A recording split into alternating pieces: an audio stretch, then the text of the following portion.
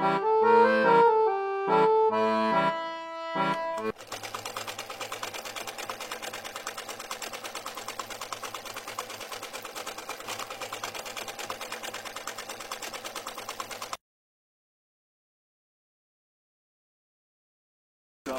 go, go, go, go, go, go, go, go, go, go, go, go, yo, go, go, go. Hustle hard, hustle every single day. I'll be making moves till I'm buried in my grave. To the system, I don't wanna be a slave. I've been doing shit my way, or the highway. And in the driveway is a nice range. Cause I grind through the climb, I invite pain. You'll never hear me, bitch, nah, I don't complain. Just gotta flip the switch and you can go and obtain anything you want, anything you need. Your mind's got the key ingredient, it's belief. They'll deceive with the negativity, but I just slide right by that energy. Even when you feel low, you can still go. Even when you feel slow, you can still go. Even when there's no hope, you can still go. I never answer to no, man, I still go. Go, go, go, go, go, go, go, go, go, go, go, go, go, go, go, go, go,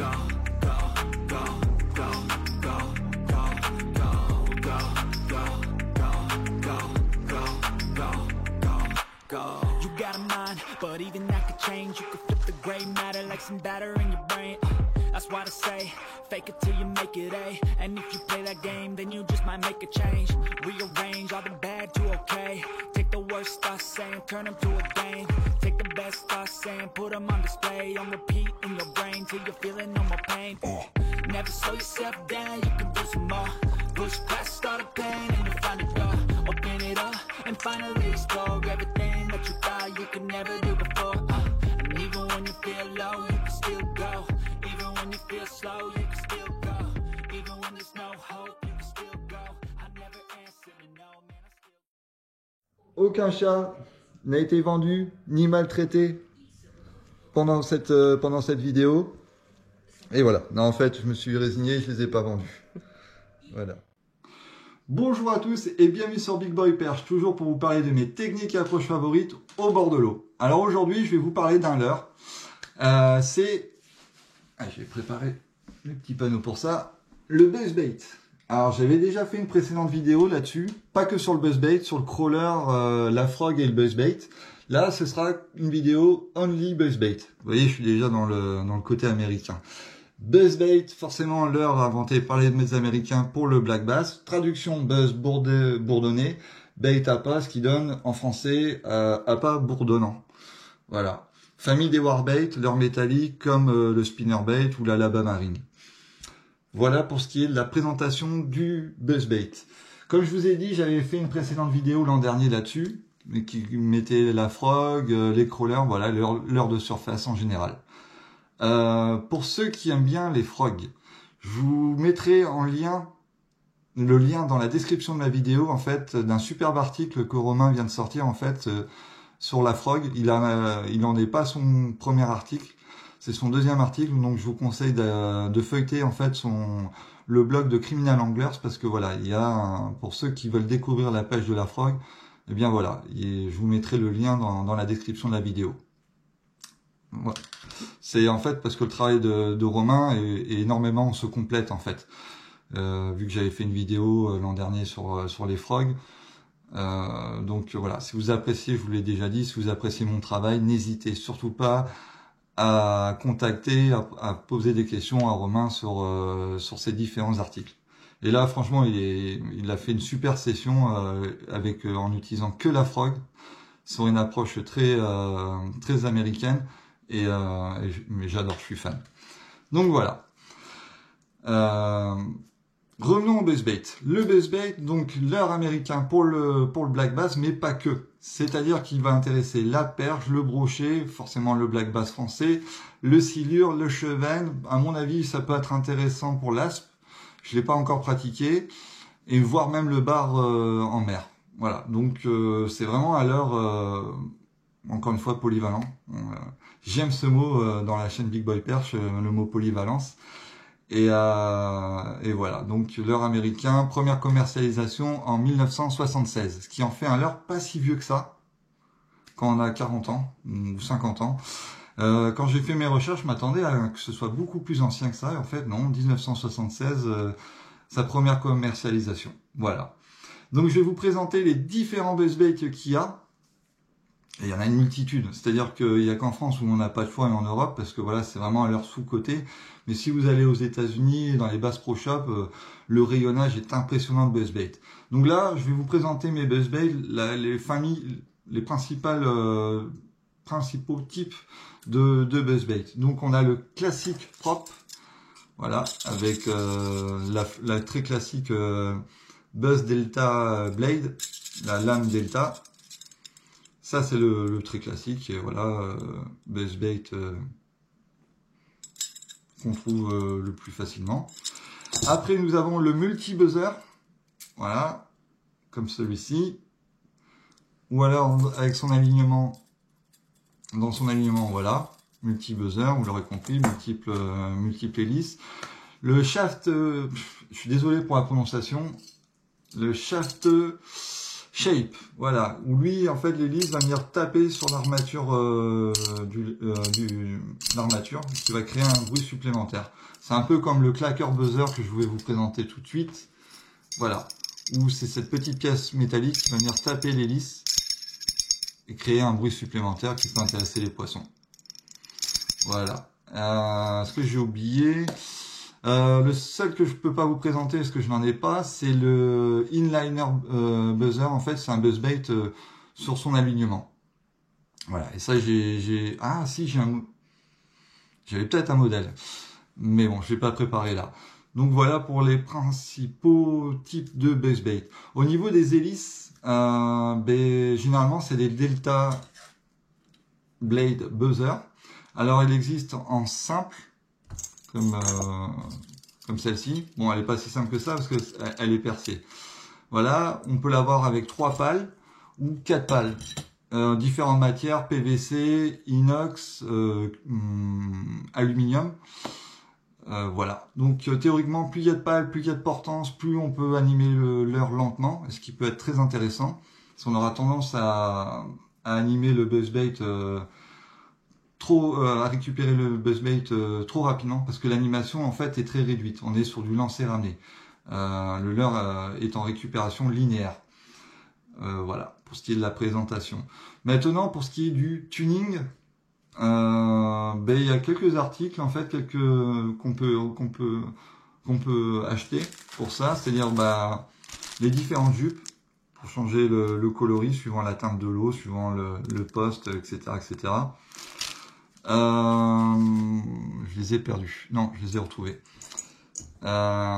Des petites blades, des petites cuillères en fait, montées sur un émerillon rolling. On va pouvoir ajouter, voilà, suivant la configuration qu'on veut lui donner. Et c'est assez intéressant. Si on veut améliorer sa stabilité, eh bien, on peut lui mettre, grâce à une petite gaine en silicone, sur la hampe de l'hameçon, ce qui va lui créer une meilleure stabilité en fait dans sa récupération, parce que certains buzzbaits ont tendance à remonter à cause du mouvement de l'hélice, à remonter un peu. Donc grâce à cette palette en fait qui va créer une pression, ça le rend plus stable.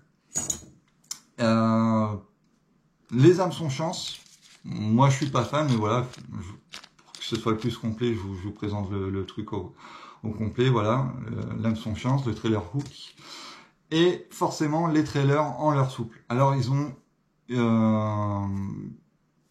ont un but multiple en fait. C'est-à-dire que ils vont créer une bouchée supplémentaire, mais pas que. C'est-à-dire que moi généralement j'utilise les trailers, les leurres souples assez denses, comme ceux de Gary Yamamoto, qui ont du sel, parce que on va avoir un poids supplémentaire. Pour l'avoir pesé, le grub de chez Gary Yamamoto fait plus de 7 grammes. Donc si j'utilise celui-ci qui va en faire 14 ou 16 grammes, eh bien voilà, on est presque à une vingtaine de grammes. Et vu que c'est pas le leurre le plus aérodynamique qui existe, eh bien voilà, 7 grammes c'est important. On va augmenter sa distance de lancer, on va apporter une meilleure stabilité au leurre pendant sa récupération et on va être plus précis dans ses lancers quand on va pêcher dans les trouées, dans les covers, et quand on veut faire des lancers très précis. Donc il y a plein d'avantages à utiliser un leurre souple. Du fait aussi qu'il est de l'attractant ou du sel, quand le poisson va se saisir, si on le loupe et qu'il n'a pas senti le fer de l'hameçon, eh bien il peut reprendre sur un deuxième passage. Il y a différents types, on peut utiliser les soft swing bait avec un paddle, qui lui, avec la pression de la queue, on va pouvoir encore une fois ralentir la récupération, ce qui est intéressant. On peut tout simplement utiliser des finesses comme des 5-0, voilà, juste pour avoir une densité ou une bouchée plus intéressante, ou changer les couleurs, les codes de couleurs suivant les secteurs. Et ce que j'aime bien aussi, les frogs, les soft frogs comme celle-ci, qui vont apporter une super stabilité dans le sens où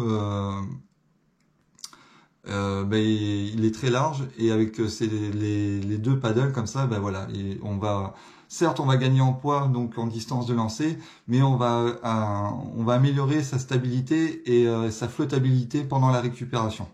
Voilà, c'est tous ces avantages-là en fait d'un trailer, comme sur un spinnerbait. J'avais oublié de présenter deux modèles, un en tout cas je crois, de chez Striking. Voilà, là c'est un leurre souple directement monté dessus, sur l'armature, le plomb étant à l'intérieur. Voilà, et c'est pareil, voilà, il passe très bien sur les champs de nénuphars, etc. parce qu'il est plat.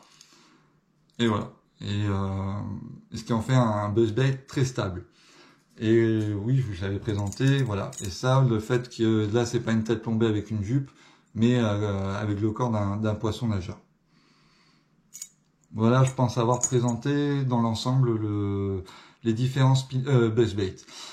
Pour ce qui est du matériel, en fait, moi j'utilise des cannes, des combos casting, parce que en fait, le spinning, le problème c'est qu'on va lancer, et avant la phase de récupération, il va falloir refermer le pick-up, et c'est des secondes ou des millisecondes en fait qu'on va perdre. Et vu que le leurre est coulant et que quelquefois le poste est restreint, eh bien il faut que le leurre soit le plus réactif, le plus nageant nageant le plus rapidement. Et le problème de rabattre son pick-up, on perd des secondes ou des millisecondes. Alors qu'en casting, eh bien, il suffit juste de mouliner pour embrayer. Donc voilà, c'est plus adapté. Au niveau de la canne, ça va être des cannes de medium heavy à XH, d'action fast à regular fast. Voilà, le ratio, je préfère les ratios moyens, c'est-à-dire 6.1 à 6.4. Je suis pas fan des ratios rapides pour le buzzbait. Mais il y a aussi des intérêts d'utiliser un ratio rapide, mais je suis plus à l'aise avec un ratio moyen. Et voilà. Pour ce qui est de la tresse, parce que c'est en tresse là, vu qu'on pêche dans des secteurs encombrés, dans les covers, et qu'il faut sortir avec le poisson avec autorité, plus la tresse est simple, c'est-à-dire une 4 brins, mieux c'est, parce qu'elle est plus résistante à l'abrasion et au frottement. Et en plus du fait qu'elle soit plate, parce qu'une tresse, moins la brin, plus elle est plate, eh bien elle aura un intérêt de stabiliser, de flottabilisation plus intéressante pour le leurre. Et tout ça fait que la tresse ou le corps de ligne ou le bas de ligne est vachement important. Faut pas avoir peur d'utiliser des gros diamètres. Voilà, minimum 25 centièmes pour la tresse. Le poisson s'en fiche. Ça peut être un câble, un IPM. Le poisson s'en fiche royal de la finesse du corps de ligne ou du bas de ligne. C'est pas un problème du tout, même sur les eaux claires. Le poisson, il est axé sur le bruit et le trailer. Donc ça, c'est s'il n'y a pas de brochet, forcément. On monte directement sur la tresse, sur un nœud qui sert pour avoir en fait, parce que vu que le leurre est en récupération linéaire, voilà, le corps de ligne ou le bas de ligne est là pour axer, stabiliser le buzzbait. Et si on utilise pour pêcher le brochet, eh bien voilà, on le raccorde directement comme ceci. Ou si on est feignant comme moi, qu'on a tendance à changer de leurre quand on pêche du bord, eh bien voilà, j'utilise une agrafe. Mais c'est pas le mieux. C'est vraiment pas le mieux. Bon, tous mes buzzbaits ont une ligature pour les agrafes, mais c'est vraiment pas top. Dans le sens où le leurre, il aura trop de liberté et c'est pas ce qu'on lui demande. On veut que le leurre soit le mieux maintenu pour une récupération le plus stable, le plus linéairement possible. Et l'agrafe, c'est pas cool. L'agrafe, c'est bien pour les leurres de surface qui vont faire du walking the dog, pour des crankbaits, pour des lipless. Mais alors, pour tout ce qui est spinner, pour les warbaits, je trouve que c'est pas du tout intéressant. Bien au contraire. Donc, si on peut éviter, bah voilà. Je suis pas un anti-agrafe, loin de là, mais c'est pas la meilleure chose à faire pour un buzzbait. J'avais fait un petit schéma pour que ce soit encore une fois plus simple pour mes explications. Donc j'ai fait un test. Normalement, si je le mets comme ça, vous voyez pas le disque lumineux. Donc la ligne bleue étant la surface de l'eau, là c'est le buzzbait, l'hélice. C'est le teaser sonore. C'est ce qui va créer une sonorité qui va déclencher en fait en premier le poisson. Le poisson va ressentir les vibrations avant de voir le leurre. Et après, la tête plombée avec la jupe en silicone ou le leurre souple, ben ça va être le trailer, ça va être la cible. Voilà. Donc si pour grossir en fait, pour schématiser le buzzbait, l'hélice et le teaser, et la tête plombée avec leurre souple et silicone, c'est le trailer, la cible. Voilà. Le bruit, la sonorité, la cible à attaquer. Ce que je vous parlais au niveau de la portance, en fait, ce qui est très important, c'est que vu qu'on utilise un gros diamètre, l'intérêt en fait, c'est que comme pour un parachute, quand on va commencer à récupérer, à faire la récupération, l'eau va venir appuyer, pousser sur le corps de ligne ou le bas de ligne de fort diamètre, et ce qui va le faire remonter le buzzbait plus rapidement, qui va le rendre opérant plus vite, parce qu'il faut que ça aille très vite. Voilà, il faut que le buzzbait puisse avoir son action dès qu'il tombe dans l'eau. Donc en plus, si on utilise un diamètre fin et qu'on est en spinning et qu'on doit rabattre le pick-up, bah, le leurre attend de descendre d'1 mètre et le temps de réanimer, on perd des précieux mètres. Donc plus le trailer qui va créer une portance supplémentaire, et ben vous voyez, votre leurre va être pêchant plus rapidement. Et c'est ce qu'on lui demande. C'est ce qu'on lui demande, c'est qu'il tombe dans l'eau et que l'hélice s'actionne et que voilà, on ait le flop flop flop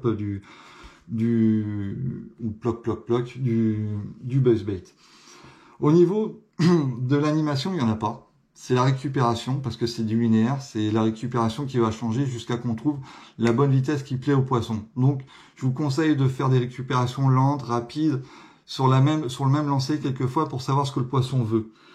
Généralement, le buzzbait, eh bien, c'est l'hélice qui est en surface, qui va créer des turbulences, et le reste qui va être sous l'eau.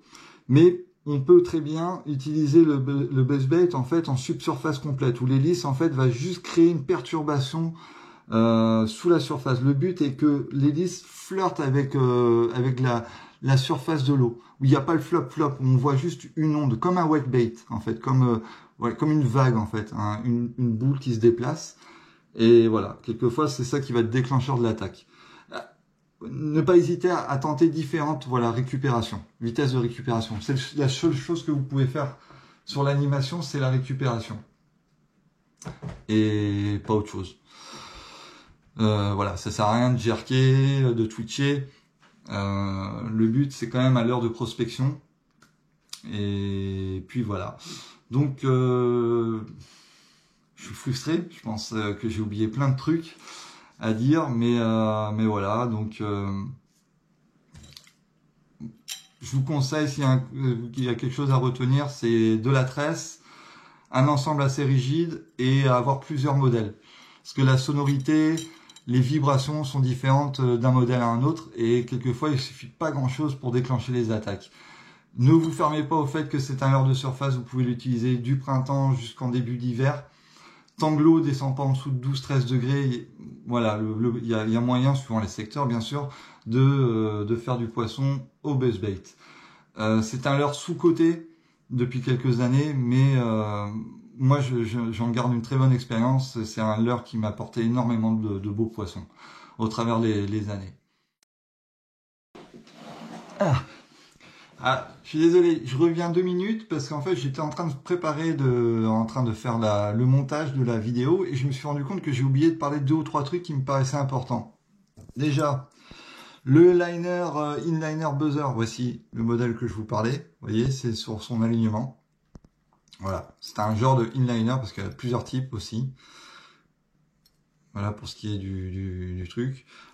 Petit truc, c'est à la base fait pour les snakeheads, ces modèles-là, mais ça marche très bien pour les brochets, et en plus c'est dur, donc les brochets peuvent pas les déglinguer. Voilà, différents modèles, différentes tailles, différents poids, différents coloris, plein de choix.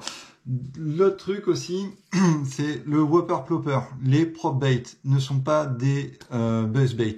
C'est-à-dire que c'est intéressant de pêcher avec des prop bait, mais on peut pas lui demander la même chose qu'avec un prop bait ne peut pas évoluer dans les mêmes endroits qu'un buzz bait. Donc voilà ce que c'est un prop bait. J'ai pas le Whopper Plopper. C'est un poisson nageur avec une hélice qui évolue en surface, qui flotte, qui a 2 triples. Donc on peut pas évoluer dans les covers et dans les zones les plus encombrées. Ça, c'était la chose que je voulais parler. Chose importante sur un buzzbait, c'est que vu qu'il est armé, c'est un leurre 4-4 armé pour évoluer comme pour un spinnerbait, en fait, où c'est l'alignement des hameçons. Vous voyez, comme c'est le même principe. Voilà, c'est le même principe, c'est-à-dire que c'est l'alignement qui fait que l'hameçon est protégé, donc on peut le faire évoluer dans les zones assez encombrées. N'hésitez pas à rentrer en contact avec la végétation, avec les branches immergées, avec les rochers. Généralement, c'est là que les attaques vont survenir. Comme pour un crankbait, comme un spinnerbait, c'est le contact qui fait que, généralement, c'est le petit truc en plus qui fait que le poisson le leurre va déclencher l'attaque. Donc, ça me tenait à cœur de parler de ça. Rentrer en contact avec les différents obstacles. Voilà, il est étudié pour. Théoriquement, on accroche peu avec. Et voilà. Donc s'il y avait un truc à retenir, voilà. Donc c'est bon. J'ai fait ma petite parenthèse. Donc voilà. Alors, n'hésitez pas à partager, à mettre des pouces en l'air si ça vous a plu, à commenter la vidéo, encore une fois, si vous êtes d'accord ou pas d'accord. Si vous avez des questions, n'hésitez pas, je serai ravi de répondre. Donc, je vous souhaite un bon visionnage et je vous dis à très bientôt.